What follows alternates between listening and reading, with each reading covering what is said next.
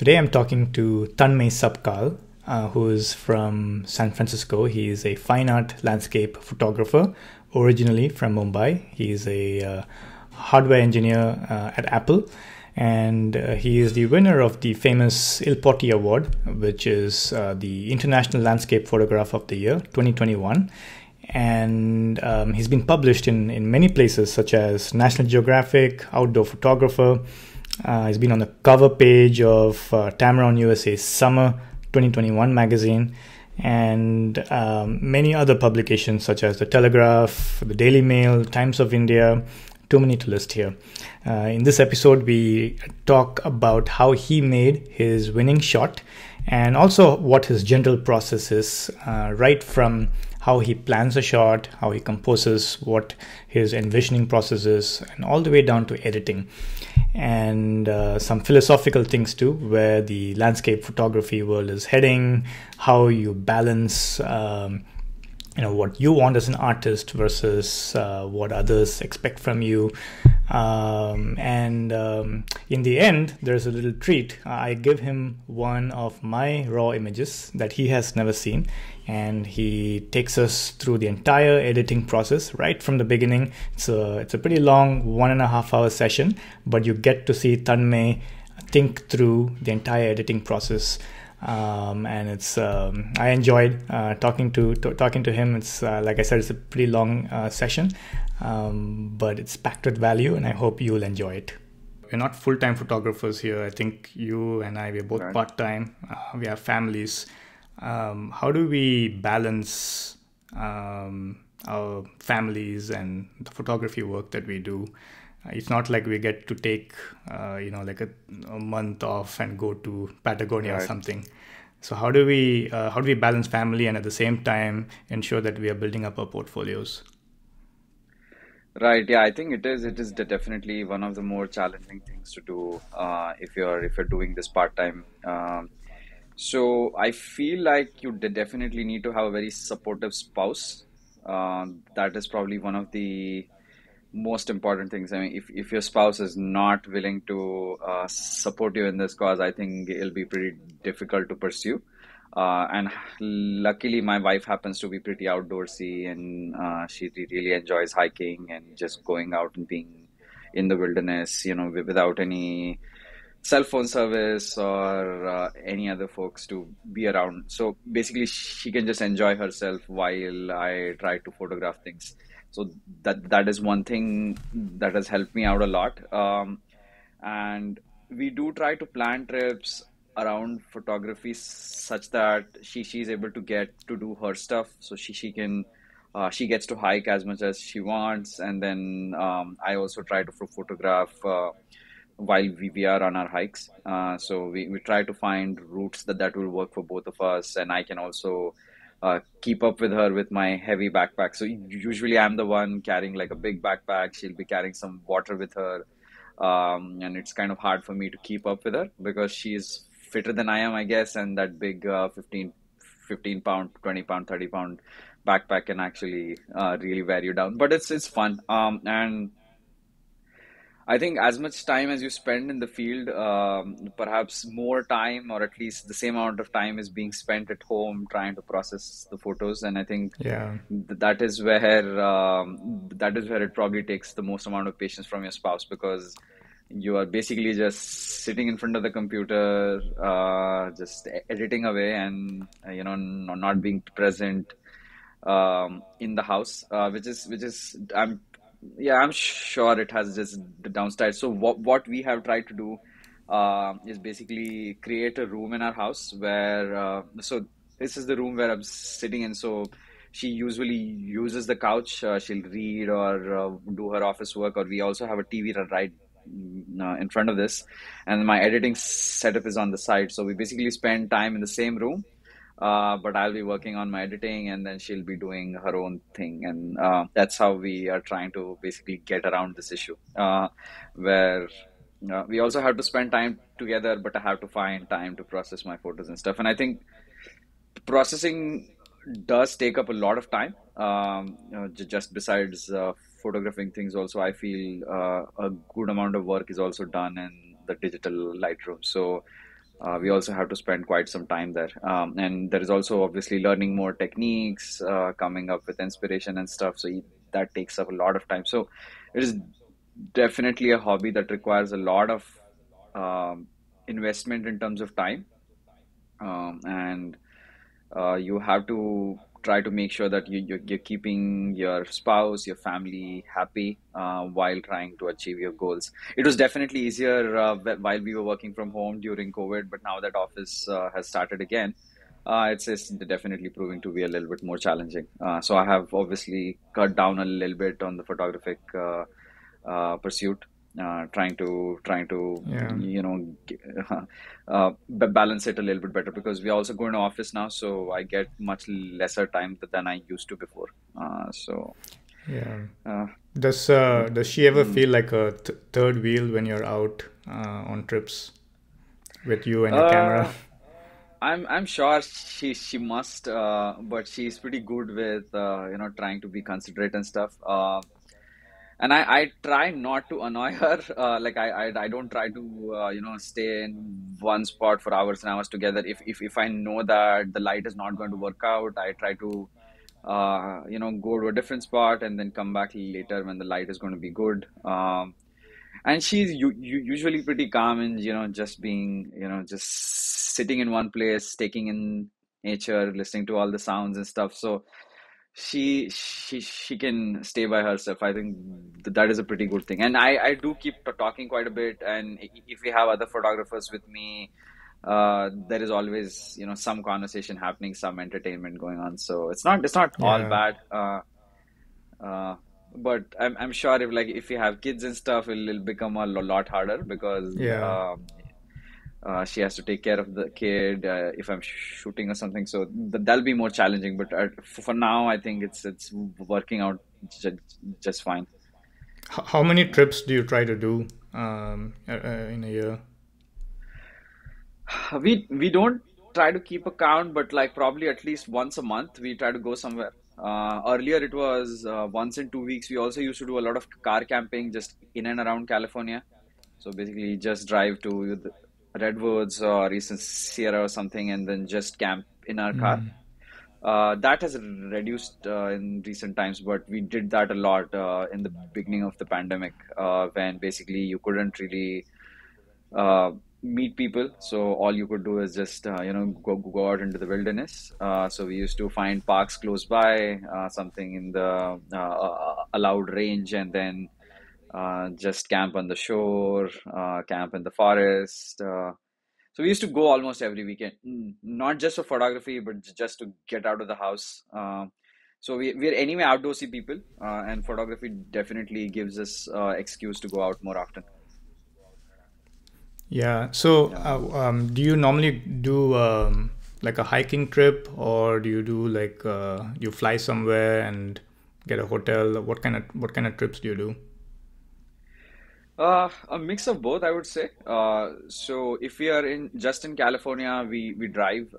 So both of us can drive for long distances and long time. So we try to drive everywhere around California, and then if weather permits, if it's not too cold or hostile, we just sleep in the car. No hotels. At least if it's just a weekend trip, we'll just try to stay in the car close to the photography locations so that you can be there at the right time and you don't have to drive for hours just to get to the location.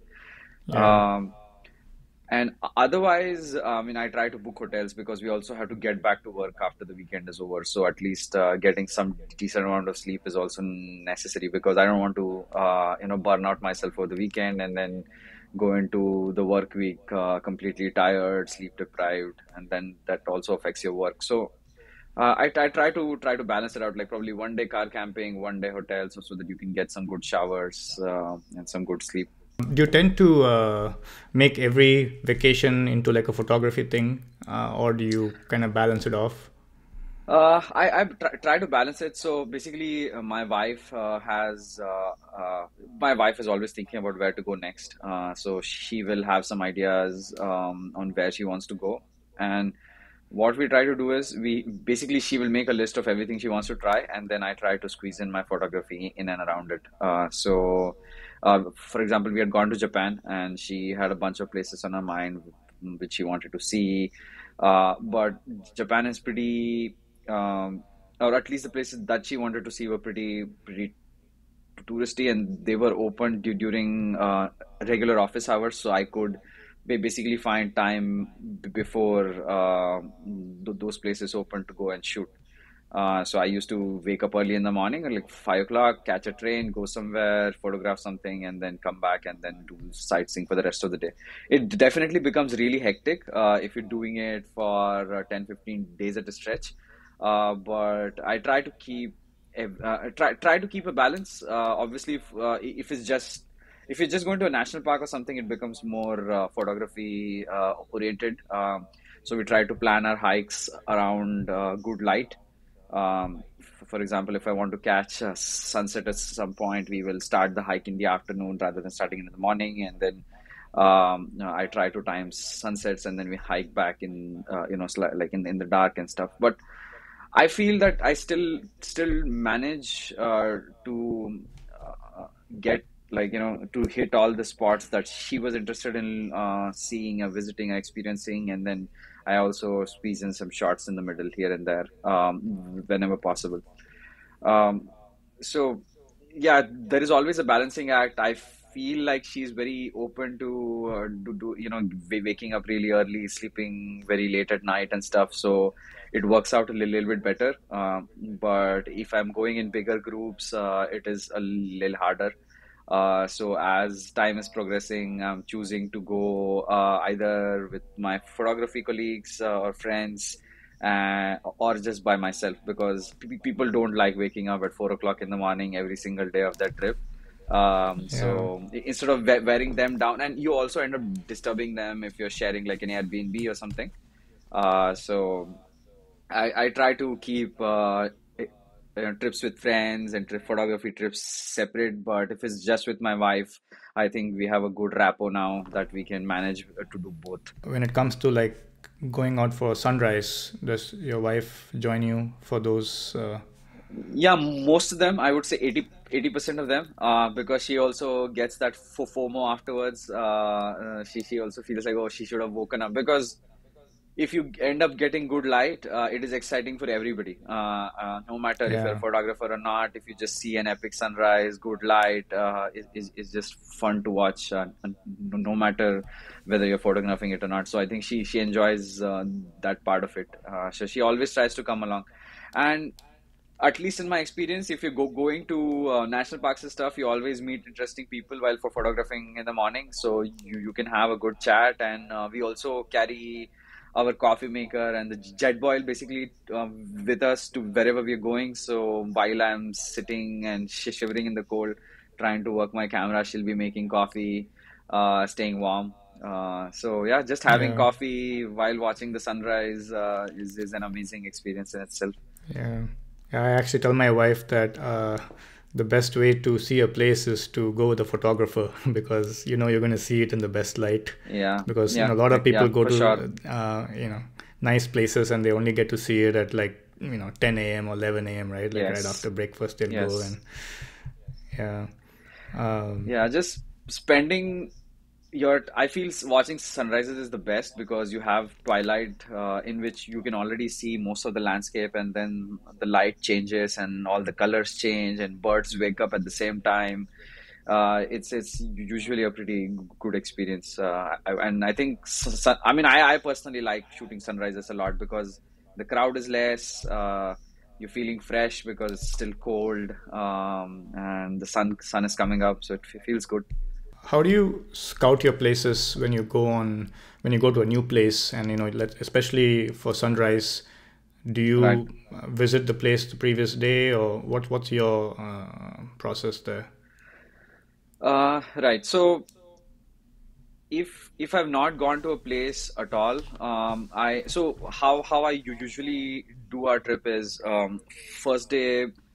I'll try to give you an example trip. For example, I had gone to Acadia a few months ago. So the we usually take an overnight flight, so we'll fly out on Friday night. We'll reach there very early Saturday morning. Then I'll just drive to the national park, which will take a few hours. So we have basically missed that sunrise.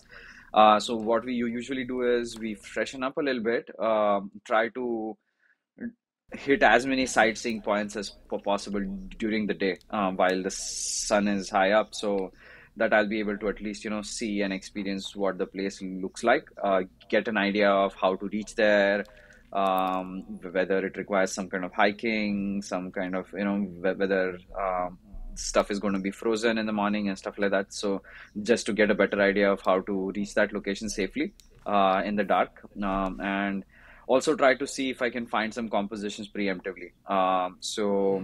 If I'll go check where the sun is going to rise, how the light might fall on the scene, and then try to see if I can find some compositions preemptively.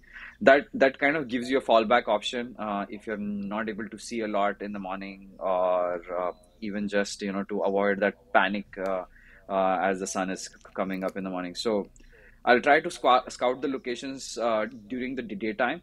Just go around, do as much sightseeing as possible, and then I will, especially if I feel a spot is challenging to compose, I will try to go there a little bit earlier than I usually would. So I will go there like probably an hour before sunrise, where like many people will show up just like half an hour before when the light just is starting to come. But I'll go like half an hour uh, earlier, even before. So probably 1.5 hours before sunrise, and try to go find a composition that kind of gives me some extra time to think whether I'm liking a scene or not. Sometimes something just looks good at the back of the camera, but after looking at it for some time, you realize, okay, this is too busy, or the colors are not working out.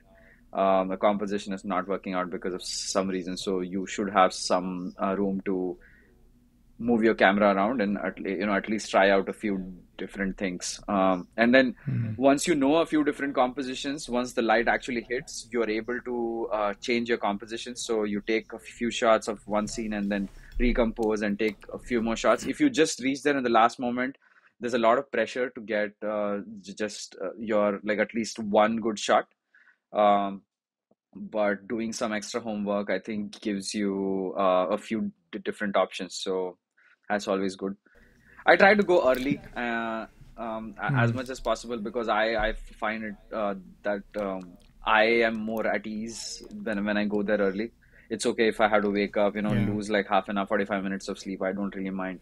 But going there early kind of gives, and also as the crowds are increasing, if you reach there early, you might just be able to get a spot to stand in the right place, or get the right composition.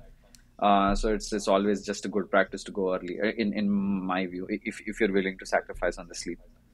Yeah. Do you use any like planning apps or tools? To some extent, I personally like photographing light, so not just alignments and stuff like that. So I don't really care where the sun exactly is rising or where the moon is going to rise. I would care more about the quality of light that I'm going to get. But yeah, I obviously try to see where the sun is going. So I use the photographer's ephemeris the most, because that is what I started with, and also a few times photo pills to see where the Milky Way is going to be at what time and stuff like that. Um, but I don't rely on it too much. I mean, if I have to because not your atmospheric conditions kind of dictate how the light is going to look like. So I may not always stick to my original plan just before, because the sun was going to rise in a particular place. I wouldn't just necessarily compose in that direction. If I see something better, or if I feel like the light is going to be better in a different direction, I'll just shoot in that direction. So some planning, for sure, but I don't let it dictate my shoots. You're also using Escape to Yes, check yeah. on the sky. Do you Uh, plan your trips around when the conditions are going to be good? yes, yeah, I try to. For long distance trips, it's kind of difficult, but at least for my local trips, I 100% rely on weather predictions. So especially if it's just a 2 to 3 hour drive, I'll try to see when the weather is going to be good, and then just drive out any day I see the conditions are going to be good. And I do enjoy. photographing spectacular conditions, like, out of the ordinary weather conditions. I know they don't occur very often, so that kind of limits my options. But I do find it exciting to, chase these conditions and find the edge of a storm or edge of a big cloud deck, and getting those different shades in the sky when sun is going down. So. mm, yeah, for local places, for sure, 100% look at the weather. For going to far off places, I try to approximately time the weather, so I know that, okay, this season is going to have more fog or more rain. I want to photograph that place in those particular conditions, so I'll try to time it according to that. Sometimes things work out, sometimes they don't, because we have to kind of plan these things in advance around our holidays and stuff. So I do get lucky quite often. I mean, I have been lucky, fortunately. And I also try to keep my trips very flexible. So I just book flights to a place. I book my hotel in some central location. And then depending on the weather, I choose where to shoot and what day. So Mm. if weather is going to be good in one place, I'll go there, even if it means that I have to drive a lot on those days. I just, so basically I let weather dictate my shoots once I'm at location. Um, but there is only so much you can predict in advance. So Yeah, I have to book my flights like a month and a half in advance at least. So there is right. only so much you can predict. One good trick I follow is to see when all the workshops are happening in that location. So there are all of these Yeah. experienced local photographers, and I see Mm. when they are conducting their workshops in those locations, and I try to time my trips around that. Yeah, that's a good hack, I guess. Because yes, yeah, because they know when things are Yeah. gonna look good. Even if you miss, it's fine. But there is at least a higher chance of getting something. So I try to follow a lot of photographers who are local and see when they're conducting their workshops, in what part of the park, what time of the year, and stuff like that, Have you ever because bumped they into any generally of have a them better idea. when you're Yeah, out shooting? Okay. yeah, I do bump into them, and it's always nice to see what they're teaching. And in general, I have gotten to know some of the photographers over time, and it's good to, catch up with them in the field, meeting them in different locations again and again. So it's good fun. Yeah. Are there any like go-to places, like depending on the season, Mm. which place comes to mind? Um, Right. do you have any like any of those places that when that season comes, you want to go to that area? Yeah, so I think for spring it's Bay Area. I love spring in Bay Area, just in and around Bay Area. There are just so many places. We have Big Sur, we have East Bay, we have SoCal. So there are flowers all around. So I think in spring I love being in California. In winter, I love going to Eastern Sierras because they kind of feel like our own version of Alps, and they're all somehow Eastern Sierra is not ever crowded, so it's Yeah. always good. And I can drive my Subaru into snow. So basically I get to explore the place a lot better in winter, just because the weather is more. I like cold more than heat, so I just enjoy going out in winter, and the place just looks beautiful with the dusting of snow in different places and Yeah. snow-capped mountains on the side. So I love going to Eastern Sierras in winter whenever I get a chance. How do you keep yourself, like, what safety precautions do you take when you go to these remote areas? Because, like, for example, in the Eastern Right. Sierras, in some areas there's no phone signal, so if you have a Right. puncture, you're going to be stuck, right? Yeah, so I'm learning my lessons slowly. I am definitely not the most well prepared. And I do have to find a way to actually, communicate when there's no cell coverage. I recently got stuck in Washington because of the same issue. So we were Mm. basically going to a waterfall. Our car got stuck in snow, and there was no coverage for like 10-12 miles. So we basically had to walk down the mountain in appropriate clothing. One of my friends was just wearing shorts, and it was snowed out everywhere. So definitely not the best equipment, but we did manage to get down and find our way to get the car recovered eventually. But I have to find a way. I right now do not carry enough safety equipment. When I'm going in my own car, I do have things to get myself unstuck, and I do have like a spare tire and everything. But if I do really get into trouble, I need to find a way to communicate. I've been looking at Garmin stuff, but I'm not totally convinced that it is enough. So might need to look at some other alternatives. Probably get like a satellite phone or something. Yeah. In worst case scenario. And my mom gets very worried when I go to these places, and she's like, she doesn't want me to go. How can I not Yeah, go as yeah, a I photographer? understand. You kind of have to go to these remote areas sometimes, right? So I Yeah. always wonder, like, what do other photographers do? Like, what about food supply and things like Oh, that? Like, right. if you have to spend a night in the car. Right. Yeah. So that I think that we have gotten it well figured out. So basically, surviving out of car, we have gotten it well figured out now. So we have a dehydrator, food dehydrator at home, and my wife would basically. So we have tried a lot of to eat lot of ready-made dried food, and it's not the best. But after getting the dehumidifier, we basically realized we can turn anything into dried food. So now we basically just take, Indian rice and dal. We just dehydrate it, take it, and it's very easy to convert it back into dal and just edible rice in your jet boil. Hmm. So that is what we do. We also carry oats with us, so ready-made oats and then the granola. That is pretty easy to make and eat, and it's also like sweet and warm, so keeps you full. So we try to take very simple stuff, especially if you're just car camping for a couple of days. Also keeps your stomach healthy. Yeah. Not eating a lot of food during those times will keep your stomach healthy, and we don't have to spend too much time outside of the car trying to make elaborate meals.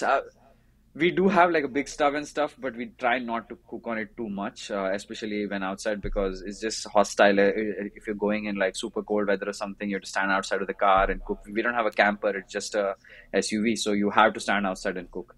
Yeah. So yeah, we try to keep it as simple as possible. And when it's just the both of us, we can get away with just eating just basic rice and dal, or sometimes we take poha, or just basically Indian snacks, And Indian you just food. add hot water to it to prepare Yeah, it? yeah, Okay.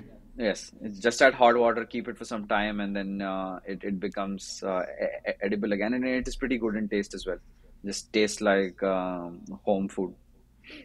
Nice. So you Yeah. dehydrate your own food, or because I know you can also buy like Yeah, ready-made I stuff, right? dehydrated. Yeah, I dehydrate my own food because the just getting ready-made stuff consistently is hard. So sometimes the stores will carry them, sometimes they will not. We also do buy them when we can find them, and then we'll just stock them. Especially like upma, poha, all of those things are very easy to find in Indian stores. So we Yeah. will take a few packets of those, and it's also good to have some extra flavors, so some different flavors. So rice we make at home, and other stuff we just carry from outside. Do you need to pack them in a special way, or does that matter at all? We just put them in Ziploc bags.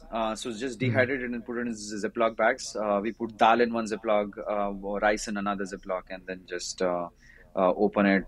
It's in powdered form, so very easy to handle. Uh, I see.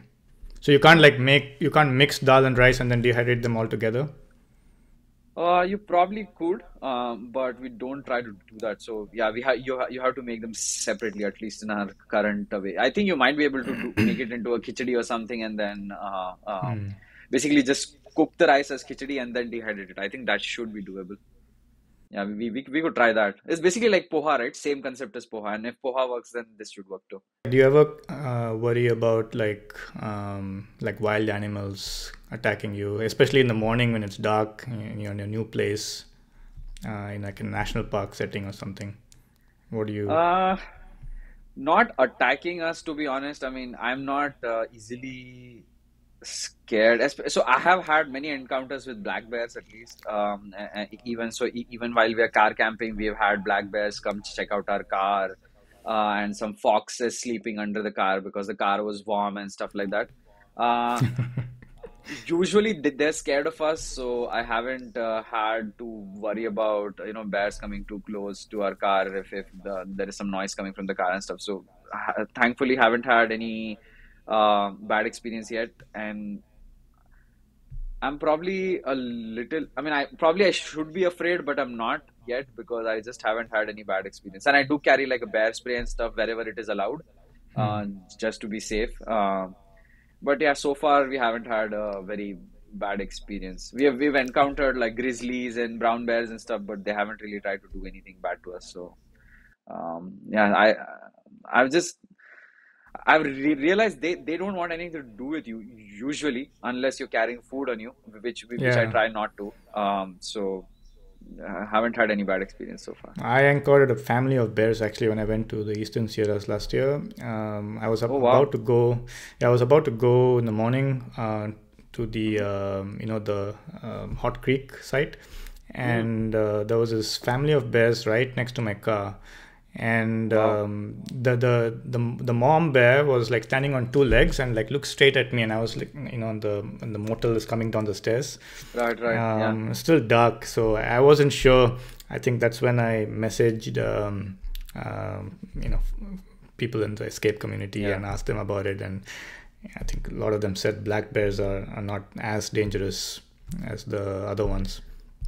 Yeah, yeah. Black bears are very meek. They usually just try to run and hide from you. That is what I've realized. But yeah, you shouldn't try to take chances, I guess. And especially if it's a mom with cubs, probably just a better idea to Yeah, keep your distance. yeah. Yeah, I luckily hadn't had a very close encounter. So it's been pretty safe. Animals don't really even come to my mind. I don't know. I mean, I don't know if it's a good thing or bad thing. Probably a bad thing from a survival point of view. But I just it just never comes to my mind. I just block. I'm always so engrossed in figuring out how to shoot that I forget about all this. Are you scared of the dark? Dark? No, I don't. I wouldn't say so. Okay, No. so you don't have any problem like going out in the middle of nowhere and shooting the Milky Way all by yourself. It's like pitch dark around you. Yeah, if I can be sure there's no one around me, yeah, I think I'm pretty confident going by myself. It is kind of How can you be sure though? Like you're going to a new place and you don't really know for sure. no, right, yeah. So like places like Death Valley or Eastern Sierra, there's usually nobody around, and you Yeah. know if a car is coming, you can see the car coming from miles away. So and I to be honest, I prefer being in places with no people around at night because any sound that comes from close to you can spook you. So, but so far I've not been on the edge too much. I try not to spend too much time alone. My wife doesn't like the dark, so she tries to stay in the car. So I will also try to stay close to the car because she wants some sense of safety as well. Um, but so far no bad experiences, so I'm okay with going out by myself as well. I do try to go with people, but okay with going alone as well. I think just doing a lot of, so I have done some photography in India as well, just as a like when I was a college student, and we used to shoot only at night there because we didn't have time to shoot during the day. So I had just become so used to shooting at night that I don't feel anything shooting here at night. It's just second nature.